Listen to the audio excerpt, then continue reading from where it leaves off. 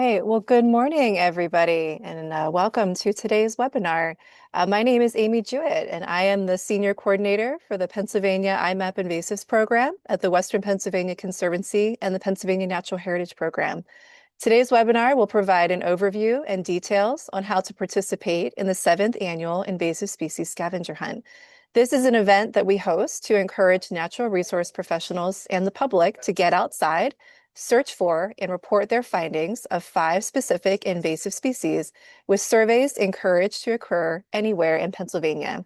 Today, I'm pleased to be joined by Corinne Garda, the Pennsylvania iMapInvasives Information Assistant. Corinne is a recent graduate from Chatham University, where she majored in environmental science and also studied sustainable natural resources. She later joined the Pennsylvania iMapInvasives program in March of this year and will be giving today's presentation. Please note that this webinar will be recorded and later posted to the Pennsylvania iMapInvasives YouTube channel. The recording will also be sent out via email to all webinar registrants. Additionally, a link to the story map used during today's presentation will be included in the email to all registrants and listed in the description of the webinar recording on YouTube. If you have questions during today's presentation, please use the Q&A feature available in the webinar. Questions will either be answered during the webinar or at the conclusion of today's presentation. So without further ado, I will turn things over to Corinne to begin today's presentation. Great. Thank you, Amy, for that introduction. And hello, everyone. Thank you so much for taking the time to join us today. I'm really excited to talk about some invasive species here in PA. And as Amy mentioned, of course, my name is Corinne Garda. Today, we'll be discussing our Penns Woods invasive species for the 2026 scavenger hunt, and as well as information about actually reporting your findings to PA iMapInvasives. So let's just jump right in and get started. All right, so just a little bit of event overview. As Amy had mentioned, this is our 7th annual invasive species scavenger hunt, which is very exciting. This year it's actually running from May 1st through May 31st.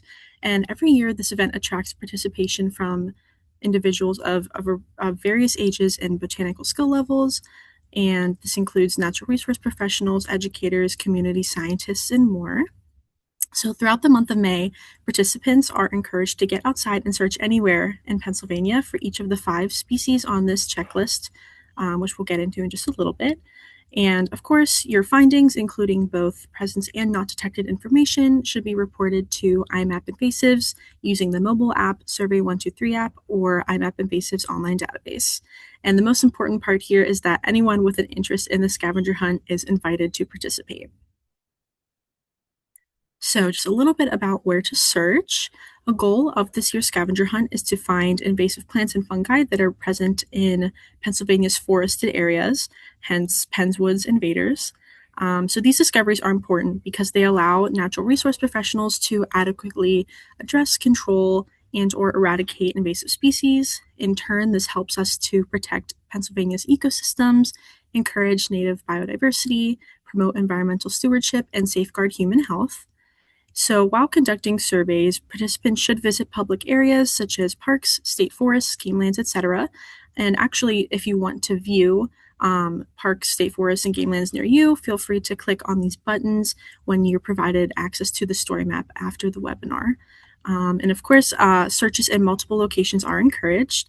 But before conducting searches, you should thoroughly review the information provided in our species checklist portion, which is coming up next. And I'd just like to mention surveys on private lands are acceptable as long as landowner permission is obtained. All right, so here's the exciting part. We have 5 different species for this year.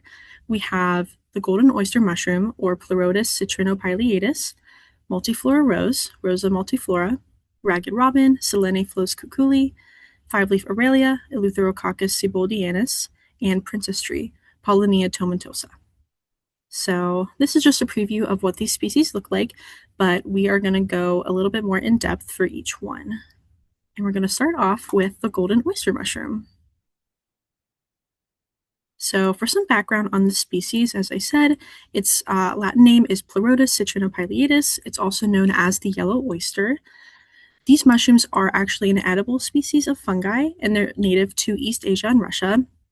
In the US, their cultivation began in about the early 2000s, and their first naturalized specimen was reported here in 2014.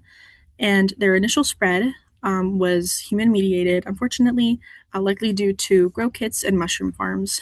Today, the species has spread across at least 25 states and has even made its way up to Ontario, Canada. And I found this quote here that I thought was quite interesting. It says, "Humans have dropped a fungal bomb by bringing in a species that's unknown to the area and unknown to the ecosystem." This is by Melissa Klotka from the Wisconsin Mycological Society. So why is this species actually a problem?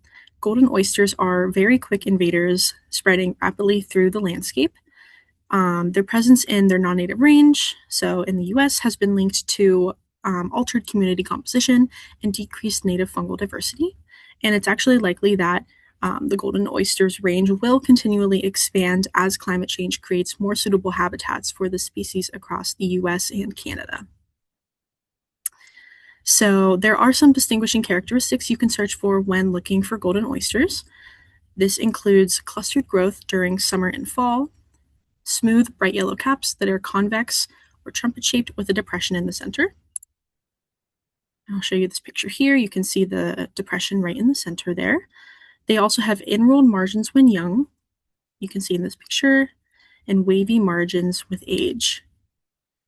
They have pale yellow or white flesh that sometimes has a sort of fishy smell, and white gills that run down the entire stem. And lastly, their stems are often fused in a white mass at the base, as you can see in this image here. So golden oysters are found in large clusters on hardwood logs and standing trunks of trees. The inhabited wood is typically dead or decaying, since this species is saprophytic, which means that they're decomposers of dead matter. Elms are a frequent choice for this species because Dutch elm disease is so prominent in a lot of the same regions as golden oyster mushrooms, which leaves an abundance of these dead elms for them to reside on. So there are some lookalike species to golden oysters, so just be aware of this when you're surveying for them in the landscape. You can distinguish golden oysters by their bright yellow color and tightly clustered growth habit, but it could be confused for the following: the Eastern American jack-o'-lantern mushroom, chanterelle mushroom, golden gill geraniums, native oyster mushrooms, and honey mushrooms. And you can see right down here all of these species listed. Feel free to click and expand that if you take a look at the story map at your convenience. We also have some interesting videos and news media here, as well as a podcast clip, which I think is very interesting. So again, feel free to take a look at these if you want to learn more about the species. So currently, golden oyster mushrooms are considered an established invader in Pennsylvania. This means that they have been documented in over 1/3 of Pennsylvania's counties. And you can see in this map here, it shows a distribution which is predominantly in kind of the southeastern part of the state, but we do have it over here in Allegheny County as well as some other western counties. And I just want to make a note for this map and for all of our maps that we have in here, the information that comes from iNaturalist and or iMapInvasives may not represent a complete distribution of any of these species occurrences in Pennsylvania. This is just what is reported. So there are a couple native alternatives to golden oysters that are also edible. So this includes the pearl oyster and the pale oyster, which are pictured right here. However, it is important to note that the cultivated strains of these two native species are occasionally bred for aggressiveness. So regardless of the fact that they are native, they may still alter local fungal communities if planted outdoors. I would also be careful of planting them indoors because indoor cultivation can pose a risk, as oyster mushrooms have been reported to grow from wood and furniture in homes. So that is an example of it growing inside, unfortunately. So ultimately, the best way to conserve fungal biodiversity is to forage wild mushrooms and or propagate locally occurring native species. And it is recommended to forage after you learn how to identify poisonous species through a mycology club, just for safety reasons. So individuals interested in collecting and eating golden oysters should be mindful of safe transport to prevent spore dispersal. This includes sealing the specimens in a bag, disposing of unused specimens in the trash, and not growing or even composting the specimens. So if you're interested in learning more about golden oysters and other fungi, you can explore the Pennsylvania Natural Heritage Program's list of Pennsylvania mycology clubs, which is linked right here. All right, so we're going to move on now to Multiflora Rose. So Multiflora Rose, or Rosa multiflora, is also referred to as baby rose, Japanese rose, seven sisters rose, rambler rose, and multiflowered rose. It is native to parts of Asia and is a sort of dense, thorny shrub that was originally introduced to the eastern United States in 1866 for ornamental rootstock. What I found was interesting is that in 1930, the species was actually promoted by the United States Soil Conservation Service because it played an important role in erosion control, livestock fencing, wildlife plantings, and highway crash barriers due to its dense, thorny nature. However, because of its persistent growth, it is now considered a noxious weed in at least 7 states, as well as a nuisance weed and regulated plant in others. And this quote here from Brandywine Conservancy says, Multiflora rose is a seemingly innocuous shrub that has become one of the most troublesome invasive species in North America. And we're going to learn a little bit more about that here. So this species often outcompetes and displaces native plant species because it creates dense, impenetrable thickets. It also has this ability to sort of climb, and this can harm trees by weighing them down and leaving them susceptible to breakage. Additionally, its leaf litter is inedible, so this alters native community composition, especially in these riparian habitats where the species often thrives. So, of course, it does have some distinguishing characteristics you can search for. This includes multiple arching stems with sharp curved prickles. It has 5 to 11 sharply toothed leaflets that are alternate and pinnately compound. It has these fringed stipules at the base of the leaf stalk. And it has these flowers that are white, but occasionally pink or red. They're about 1 inch wide. They have 5 broad petals and appear in this sort of clustered pyramid-shaped many flower panicles. And you can find these typically in May. And lastly, they have these small, long, vibrant red fruits that occur from summer through winter. And here are some additional identification resources if you'd like to learn a little bit more about this species.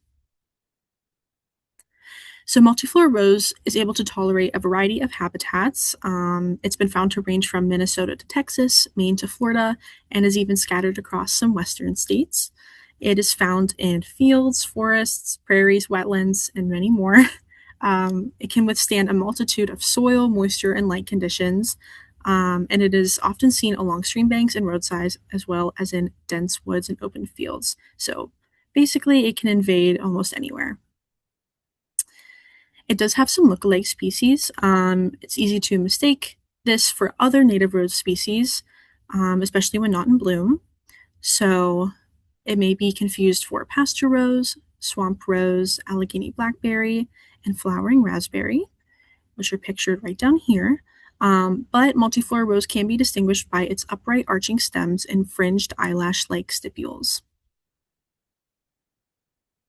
And again, we have some videos and news media if you wanted to learn more about this species, especially this one video here on rose-rosette disease, which does affect Multiflora rose. And the species is, like golden oyster, an established invader in Pennsylvania, meaning it is documented in over 1/3 of the counties. And this map actually is through ArcGIS, so you can expand it and kind of zoom in to the individual counties if you'd like to do so.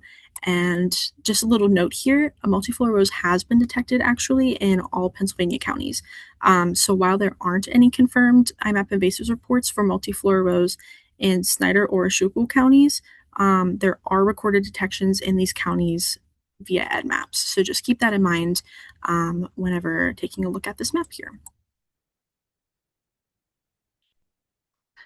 So if you do have multiflora rose on your property, you might want to consider replacing it with one or more of these native rose or shrub species, which provide beauty and wildlife value to the landscape. So we have pasture rose, swamp rose, Allegheny blackberry, purple flowered raspberry, American witch hazel, winterberry holly, arrowwood viburnum, and American hazelnut. And some of these are pictured here, but feel free to click on the individual names, which will take you to an informational page about them. Okay, up next we have ragged robin. So the scientific name for the species is Silene flos-cuculi. It was formerly known as Lycnus flos-cuculi. Other common names include crowflower, cuckoo flower, marsh gilliflower, wild william, and meadow lycnus. So this is an herbaceous perennial plant that is native to Europe and Asia. Its introduction to the U.S. May have been intentional via cultivation and ornamentation or accidental. Some people have reported it came from ships in 1880. But regardless, once established, it can outcompete native plant species, which has led to its recent designation as an invasive plant of concern by the Pennsylvania Governor's Invasive Species Council. So why is it a problem? The species can self-seed abundantly across the landscape, which perpetuates its growth every year. This can often lead to the formation of these very monospecific patches that crowd out native plant species and decrease biodiversity. Its seeds can also remain dormant in the soil for over 5 years. And additionally, this species is very adaptable and frequently establishes in these disturbed areas before ultimately invading and altering pristine native ecosystems. So when you're searching for ragged robin, keep an eye out for its star-shaped rose pink or white flowers that are about 1.5 inches wide, with 5 petals that are very distinctly cut very deeply into 4 narrow segments, as you can see here. It typically blooms in terminal clusters from May through early July, and a second bloom can also occur in late summer. It has these narrow stalked sort of grass-like basal leaves, and then simple opposite untoothed leaves on the mid and upper stem. Lastly, it has dry fruit capsules that are about 6 to 10 millimeters, and these actually split open when they're ripe. And of course, we have some additional identification tips linked right here. So ragged robin is often found in anthropogenic areas or human disturbed areas, including roadsides, but they can also be found in floodplains, meadows, fields, and woodlands, and even wetlands. So this species typically prefers moist soil, but can tolerate dry soil once established. It can survive in a variety of light conditions, ranging from part shade to full sun. And it has naturalized through much of the northeastern United States, as well as in Montana and Washington, which ultimately contributes to its status as an established invasive. So the unique features of ragged robin, particularly the 5 deeply divided petals, help distinguish it from other species, but it can be confused with these 3. So we have the native fire pink, it's native to Pennsylvania. We have the red campion and the sticky catchfly, and these are right here. And as for news media, the majority of news media in PA about this species actually highlights it as a species encouraged for use by gardeners, unfortunately. But as we know of its invasive tendencies, it is recommended that gardeners do not plant the species. And coming soon will be an article from Penn State Extension that will actually share critical information highlighting ragged robin as an invasive species, including management strategies for gardeners. And this article was made in partnership with the Western Pennsylvania Conservancy. So ragged robin is also an established invader in Pennsylvania. You can see right here, it's kind of has a pretty broad distribution across the state. And I want to make note that this may not represent a completely accurate distribution, just because some of these detections could be cultivated because people have been planting this in their gardens. So just keep note of that. So if you have ragged robin on your property, please consider replacing it with one of these native herbaceous perennial species that are adapted to similar habitat conditions and are just great for the environment.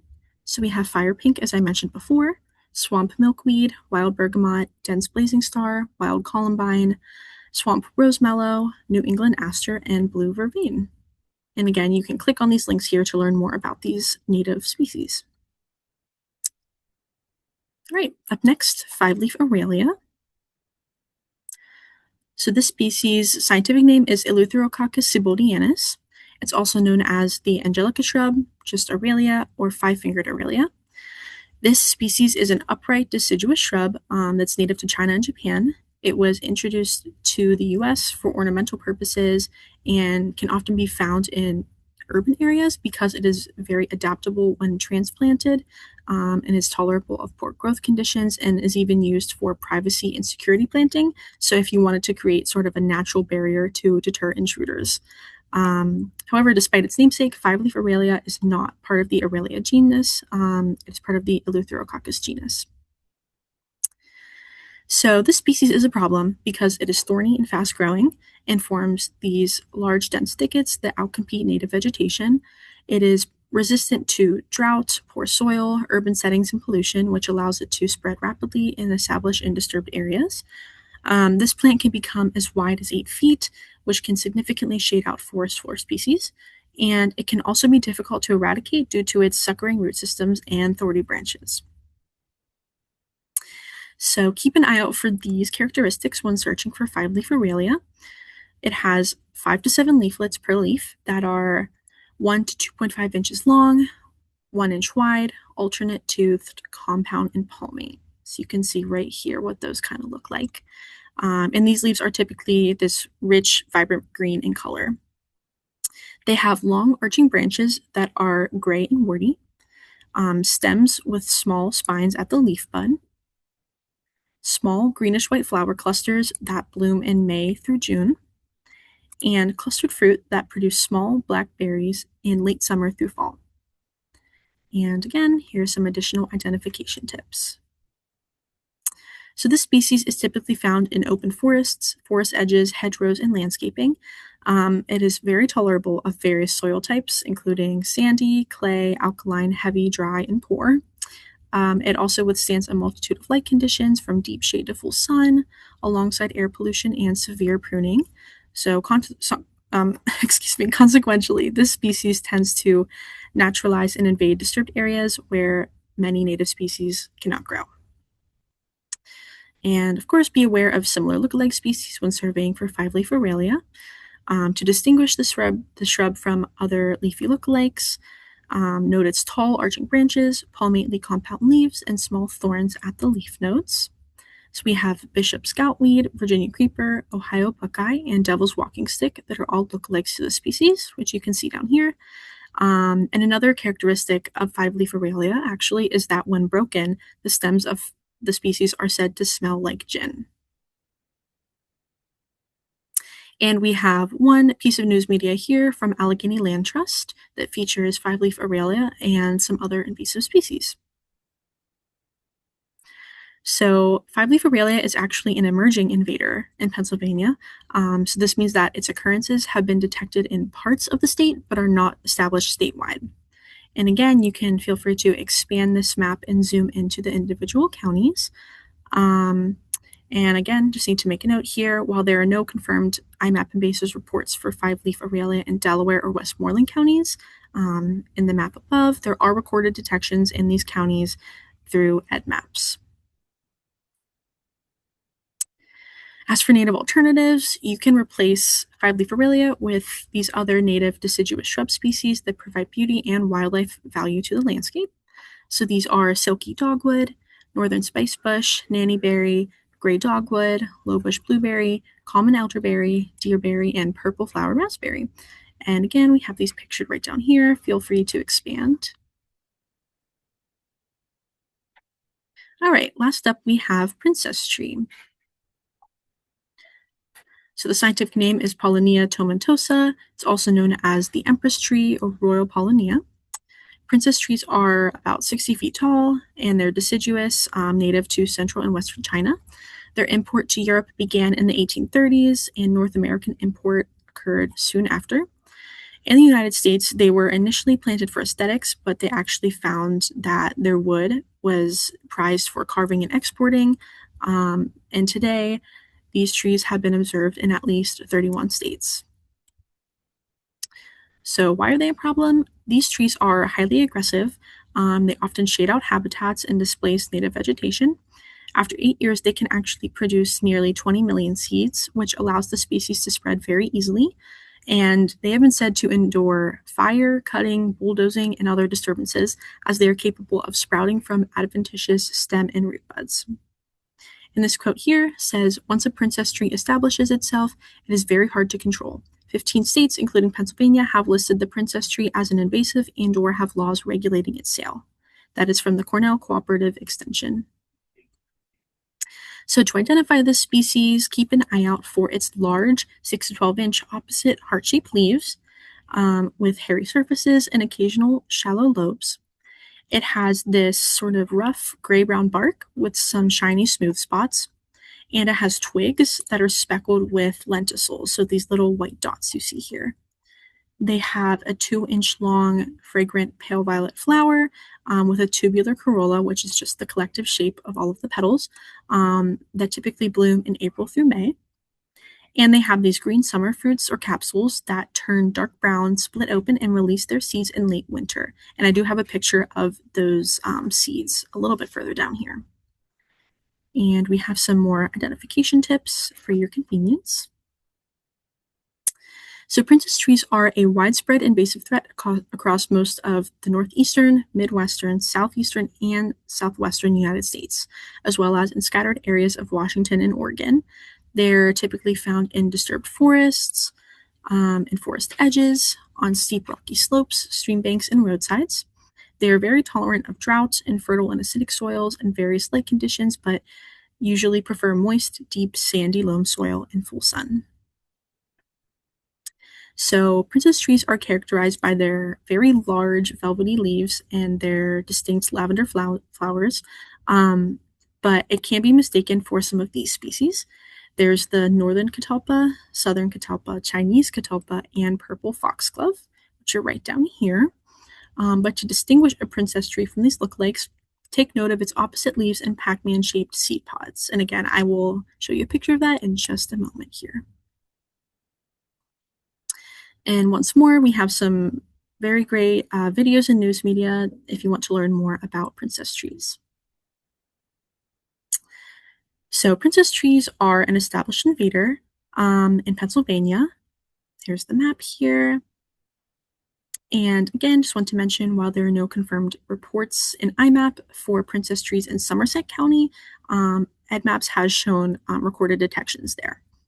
But regardless, you can feel free to open this up and zoom in. So there are a variety of native alternatives to princess trees. These include the American sycamore, umbrella magnolia, American holly, Kentucky coffee tree, cucumber tree, eastern redbud, common serviceberry, and white fringe tree. And feel free to take a look at some of these pictures here. All right, so now that we got through how to kind of identify these species, let's move on to how to report your findings. So scavenger hunt participants can increase the amount of invasive species data available in iMapInvasives. This helps us to paint a more thorough picture of local and statewide distributions of invasive species in the state, aid natural resource professionals in prioritizing management efforts, and inform land managers of emerging invaders that may require quick management. So by taking part, participants can develop the ability to recognize this proliferation of invasive species throughout the Pennsylvania landscape, and also be encouraged to look for some lesser-known emerging invaders. All right, so first, step 1, we want to request an iMapInvasives account. So to report invasive species findings to iMapInvasives, request an account by visiting paimapinvasives.org. You're going to click register at the top of the page, then complete the sign-up form. Afterwards, you will receive an email confirming the creation of your new account. If you do already have an account, feel free to skip this step. And this is what that initial page will look like for you. All right, step 2, you want to join the project. So after creating an account, you'll want to log into iMapInvasives and request to join the Invasive Species Scavenger Hunt 2026 project. An administrator will approve your request, after which you'll be notified via email. And once you're actually part of the project, you can begin your surveys. So here we kind of have some images showing you where to go to join the project. So you can go to the menu, down to projects over there, search up the project name, and then click request to join. If you are an existing iMapInvasives user, you may have already been added actually to this project. So to find out, access the project's profile page in the online database and check the membership list. All right, step 3, we want to record data in iMapInvasives. So participants should report their survey findings to IMAP in the form of present and not detected findings. Submissions can be made using a mobile device, laptop, or desktop computer. All presence reports must include at least one photo of the observed species. And here kind of compares the different platforms you can use to report your findings. So you can choose whichever one that you're most comfortable with. And feel free to watch one or more of the following video tutorials to learn how to submit your findings to iMapInvasives as part of this year's scavenger hunt. So here we have how to use the mobile app. If you are using the classic mobile app to report data, make sure that the app is updated to the newest version. This will provide access to some new and updated features. Here's another video on using Survey 123 to collect data. If you would like to, you can reference this setup and usage guide linked here. We also have some videos included on how to create a presence record and a not detected record. These are all through our YouTube channel, and that's linked here. All right, so now we're going to move on to some photography. It's very important. Remember the following tips whenever you are taking pictures of the invasive species. You want to get up close, so stand near the species you're actually observing and take a close-up image of it. Avoid taking photos from a distance. We want to make sure these pictures are crisp and clear. Try not to take photos that are blurry. You want to ensure your camera is focused on the target species right in front of you, not on vegetation in the background. It's also helpful to capture a species' unique characteristics. This helps expert reviewers in verifying its identification and differentiating from potential lookalikes. And while this is optional, you can include an item in your image that helps to show the size of the species. So this can be your hand, a coin, or a ruler. And here is the seed capsule I said that I would show you from the princess tree. And I think this is a great example of showing not only the capsule to scale, but also just a very crisp, clear, up-close image. So for this event, there will be 3 lucky winners of the scavenger hunt, and they will receive a prize package of outdoor gear and an invasive species field guide. So to qualify as a prize winner, you must, of course, get outside during the entire month of May and visit one or more forested natural areas in Pennsylvania. Search in these areas for the 5 plants and fungi on the species checklist. And you can click this if you need a little reminder of what those species are. Based on your findings, you want to report at least one presence or not detected record to iMapInvasives for each species. And during your reporting process, make sure to tag each presence or not detected record to the Invasive Species Scavenger Hunt 2026 project. Participants can qualify as prize winners even if they do not observe any of the species on the event checklist and only report not detected data. So if you can't find any of these species, no worries. As long as you submit at least a not detected report for each of the 5 species, you'll be good to go. And winners will be randomly selected on June 30th and notified via email by an IMAP administrator. All right. So now we're going to move on to some frequently asked questions. Of course, as Amy mentioned, there will be the Q&A at the end that we can go through some additional questions if yours are not answered here. But let's get started. So will this webinar be available as a recording? Yes, it will be available and shared with all registrants via email, and it will be posted on our iMapInvasives YouTube channel. How do I gain access to the online guide or this story map that highlights the species checklist and related information about iMapInvasives? So if you're a registrant, you will receive an email with a link to the story map. And if someone was not an event registrant but would like to access the story map, they can send an email request to myself at cgard@paconserve.org or Amy at ajewett@paconserve.org. Should I report a finding to iMapInvasives if I'm unsure of the species ID? Yes, you should report all findings of the target species to IMAP, even if you are unsure of the identification. Just feel free to take your best guess and label your report that way. All submissions will be expert verified at the conclusion of this event. So after expert review, submissions with correct species IDs will be marked as confirmed in iMapInvasives. And if the ID is incorrect, it will be changed to the appropriate invasive species name or deleted if the species is deemed to be native or non-invasive. Should I search for a species in an area where it hasn't already been found? Yes. Participants should search for all 5 target species in natural areas across the entirety of Pennsylvania. Documented occurrences in IMAP indicate where these species have already been found. However, emerging populations may be present in other areas of the state that have not yet been documented. Do I need to take a photo of the target species I observe? Yes, this is very important. You must include at least one photo of an observed species for each finding submitted to iMapInvasives. When possible, you are encouraged to include up to 5 images per report, especially if using the online database to submit observations. There's a note here that the mobile app actually only allows 1 photo to be added per report at this time. The Survey 123 app allows for up to 3 images to be added, but regardless, please add at least 1 clear photo. If logging a not detected or absence finding, do I need to include a photo? You do not need to include a photo unless you choose to do so, but it is not required for absence findings. I don't see the Invasive Species Scavenger Hunt 2026 project as an option in my iMapInvasives mobile app. Where is it? So to have the Scavenger Hunt project show up in your iMapInvasives mobile app, just make sure that you are a member of the project by requesting membership via the iMapInvasives online database. Then you'll want to wait for an email from an IMAP administrator letting you know you are a project member. You can then log in to the preferences section of your iMapInvasives mobile app, tap the Retrieve IMAP Lists button, and add the project to your app. When can I expect my invasive species findings to be reviewed and verified by an expert? After submission to iMapInvasives, all participant data will be expert verified starting at the beginning of June. Some submissions may possibly be reviewed sooner than that. Am I able to view my submissions or submissions from others during the event? Yes, you can. Participants can view their submissions or submissions by others by using the Filter Records tool in the iMapInvasives online database.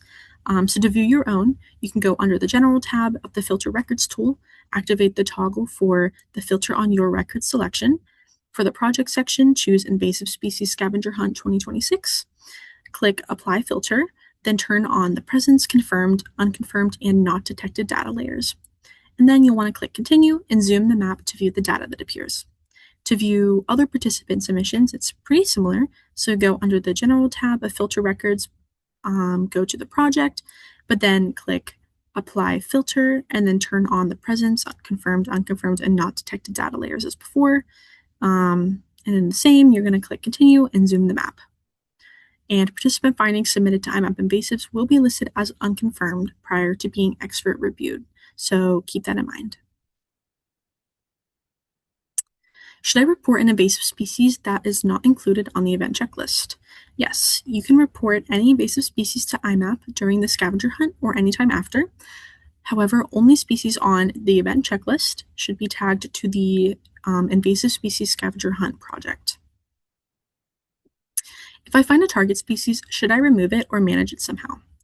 So you may choose to remove or manage a target species found in a natural area if landowner permission is granted. However, it is advised to first have an expert verify the species ID prior to management actions just to make sure that this is not a native lookalike. Additionally, proper and effective management guidelines should be followed as directed by Penn State Extension, Pennsylvania DCNR, or another trusted source. I'm a member of the PA iMapInvasives project on iNaturalist. Can I report my findings there? No, you cannot. The PA IMAP Invasives project on iNaturalist and the PA IMAP Invasives database are actually two different entities. So although iNaturalist data can be viewed in IMAP Invasives, so data from the last 5 years, we do ask that all data for the scavenger hunt be reported directly to IMAP Invasives. Should I submit a public report in iMapInvasives to document my scavenger hunt findings? You should not submit a public report of your scavenger hunt findings. Please just submit your observations using the online database or the Classic Mobile app or Survey 123 app. And be sure to tag your records to the Invasive Species Scavenger Hunt 2026 project. So just a little note here, the public report form through PA IMAP Invasives was created for use as an additional mechanism for the public to report invasive species, specifically by individuals that do not have an account with us. Now, I've been mentioning these terms a lot. You may be unsure of what they mean, so we're going to go through what are potential emerging and invasive species. So potential invasive species are not yet present in Pennsylvania, but pose a future threat if or when introduced. Emerging invasive species are present in 1/3 or less of Pennsylvania's counties, and established invasive species are present in more than 1/3 of Pennsylvania's counties. And these are just important markers of an invasive species status across the state. If you want to learn more about specific invader statuses in this scavenger hunt, please refer to the Status in Pennsylvania section for each species. How do I know if my iMapInvasives mobile app is up to date? So our mobile app has recently updated to the version 3.0.5. This is currently available to Android users. If you already have the app installed on Android, you may need to update it manually. So to do this, you can go to Google Play, search for iMapInvasives Mobile, and see if an update button is available. iOS users will also have access to this version within the next few weeks. So to make sure it's updated, you can kind of do the same thing. Go to the App Store and follow these same steps as listed above. Now to see the current version of your iMap mobile app, go ahead and open the app, select Help from the main menu, and view the version at the top of the page. Now, what do I do if I have a question about the scavenger hunt? All of your questions related to our scavenger hunt should be directed to one or both of the following individuals. So, of course, there's Amy and myself with our email and our phone numbers listed here. So feel free to contact us at any point with any questions.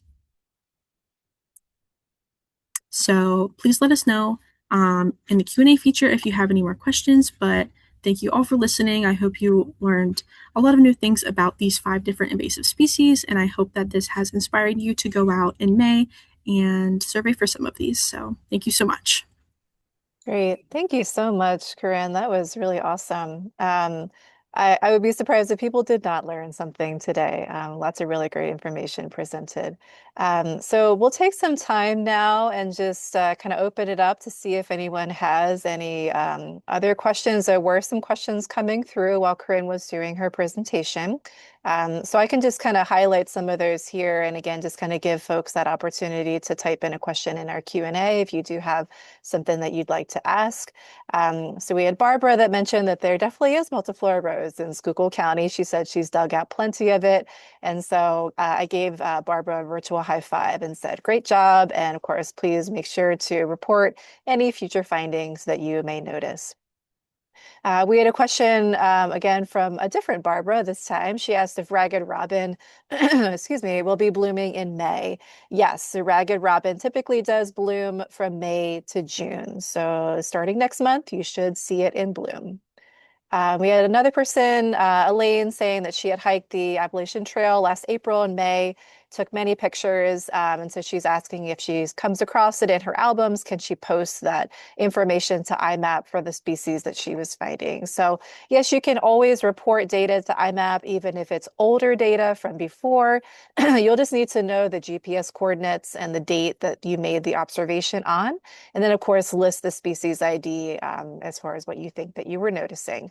But for purposes of this event, any and all data that should get tagged under this particular project for the scavenger hunt should be data that you are reporting starting next month, so starting in the month of May. And we had a person just wanted some clarification on the prize package as far as what will be given to the three winners that are selected for participating. And that prize package will include outdoor gear and an invasive species field guide. Okay, so just had a few other questions come through, which is great. Keep them coming if anyone has any other questions. So Christine is asking, will a recording link be sent out? Yes. So this webinar was being recorded, and after we conclude here today, I will be sending out an email to all registrants that will include a link to that recording. It will also be posted on the iMapInvasives, Pennsylvania iMapInvasives YouTube channel, so you can look for it there as well. We had a question from Kevin. What will the golden oyster mushroom look like in May in Northwest Pennsylvania? We are still experiencing early spring weather. So I believe, and Corinne, just correct me if I'm wrong here, I believe it will look like the photos that Corinne was showing. If it looks different just because of the weather that we've been experiencing, I don't know that for sure. If it would maybe have a different appearance. Corinne, can you comment to that at all?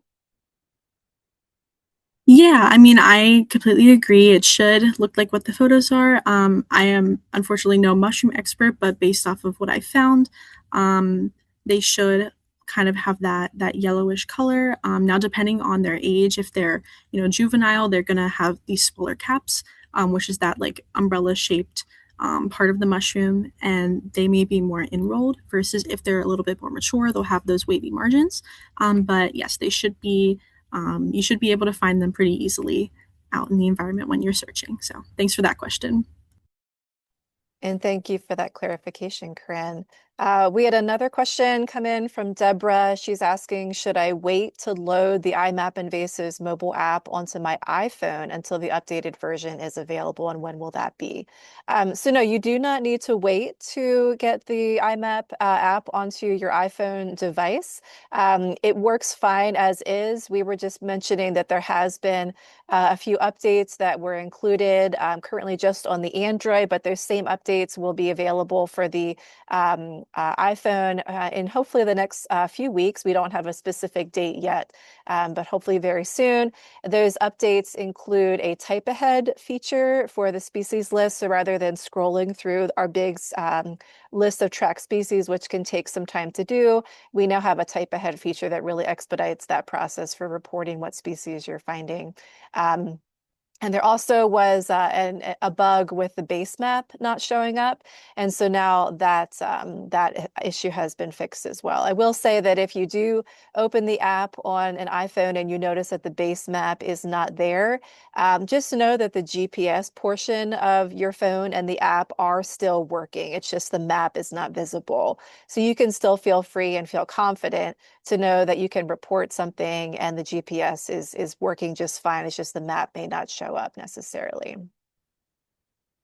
We had a question from Jody. She's asking, do you recommend using Survey 123 instead, which is another mobile application that we offer where you can report data directly to iMapInvasives?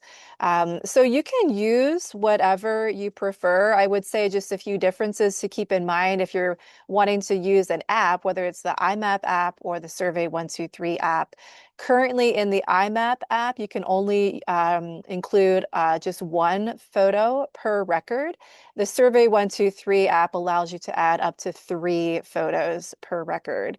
It also allows you to document some additional data that the iMap app just kind of gives a very quick, limited data fields to fill in. But of course, it hits all the basics that it needs to. So you can sort of think of the iMap app as your basic way to report data, and the Survey 123 as a little bit more as far as some options that it provides. Either way, though, either choice is going to be fine. So it's really up to you what your personal preference is. And then we had a question from Vicky. If I participated last year, will I automatically be included this year to participate? So basically, in order to, quote unquote, participate, you have to go out in the month of May and report findings. So you're looking for each of those 5 species.